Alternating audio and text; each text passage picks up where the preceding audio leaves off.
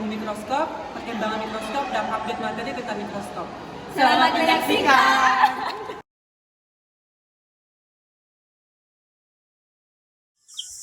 Dan menurut sejarah, orang yang pertama kali berpikir untuk membuat alat yang bernama mikroskop ini adalah Zacharias Janssen dari Belanda.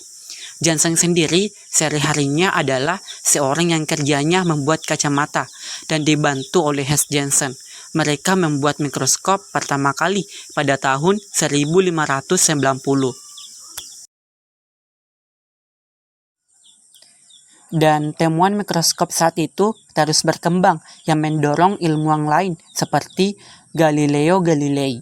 Galileo Galilei dari Italia pada tahun 1610 membuat mikroskop yang sama. Galileo Galilei menyelesaikan pembuatan mikroskopnya pada tahun 1609 dan mikroskop yang dibuatnya diberi nama yang sama dengan penemunya, yaitu mikroskop Galileo. Mikroskop jenis ini menggunakan lensa optik sehingga disebut mikroskop optik. Dan setelah itu mikroskop terus mengalami perkembangan dan Antonio van Leeuwenhoek dari Belanda 1632 sampai dengan 1723 terus mengembangkan pembesaran mikroskopis. Antonio van Leeuwenhoek menggunakan mikroskopnya yang sangat sederhana untuk mengamati air sungai, air hujan, ludah, feses, dan lain sebagainya. Ia tertarik dengan banyaknya benda-benda kecil yang dapat bergerak yang tidak terlihat dengan mata biasa. Dan lalu apa sih mikroskop itu? Nah, jadi secara sederhana, mikroskop adalah alat bantu untuk melihat benda-benda yang berukuran sangat kecil atau mikro. Dan kata mikroskop sendiri berasal dari bahasa Latin, yakni mikro yang artinya kecil, dan kata skopein yang artinya melihat. Jadi, mikroskop diartikan sebagai alat untuk melihat benda kecil yang tidak dapat dilihat oleh mata secara langsung.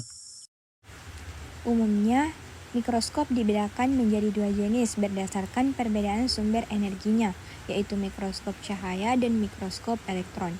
Mikroskop cahaya digunakan sebagai media untuk mengirimkan gambar ke mata kita yang berfungsi untuk mengamati bagian-bagian mikroskopis dan transparan.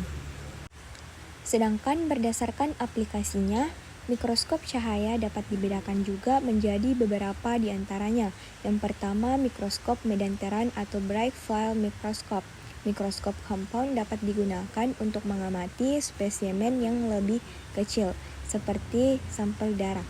Yang kedua, mikroskop stereo atau dissecting microscope, suatu alat dengan lensa objektif. Digunakan untuk mengamati spesimen yang lebih besar seperti serangga. Yang ketiga, mikroskop fluoresensi yang digunakan untuk menggambarkan fitur khusus dari spesimen kecil seperti mikroba.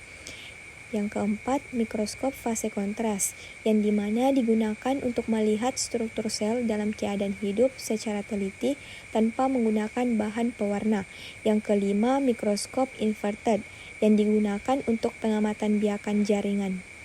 Nah, yang kedua ada mikroskop elektron yang berfungsi untuk mikroorganisme yang sangat kecil seperti virus. Bagian-bagian mikroskop dan fungsinya. Yang pertama, lensa okuler atau lensa mata berfungsi untuk memperbesar bayangan benda. Yang kedua, tabung mikroskop meneruskan cahaya dari lensa objektif ke lensa okuler. Revolver mengganti lensa objektif dengan perbesaran yang diinginkan. Yang keempat, lensa objektif memperbesar bayangan objek pengamatan dari 10 kali, 40 kali, hingga 100 kali. Yang kelima, penjepit objek, menjepit kaca benda. Yang keenam, meja mikroskop, tempat meletakkan objek. Cermin terdiri atas dua cermin, yaitu cermin cekun dan cermin datar. Cermin cekun berfungsi mengumpulkan atau mengarahkan sinar, sedangkan cermin datar berfungsi memantulkan cahaya. 8. Diafragma mengatur banyak sedikitnya cahaya. Kaki mikroskop, penyangga mikroskop, lengan mikroskop untuk memegang mikroskop, pemutar kasar berfungsi untuk memperjelas bayangan, dan pemutar halus berfungsi untuk mempertajam bayangan.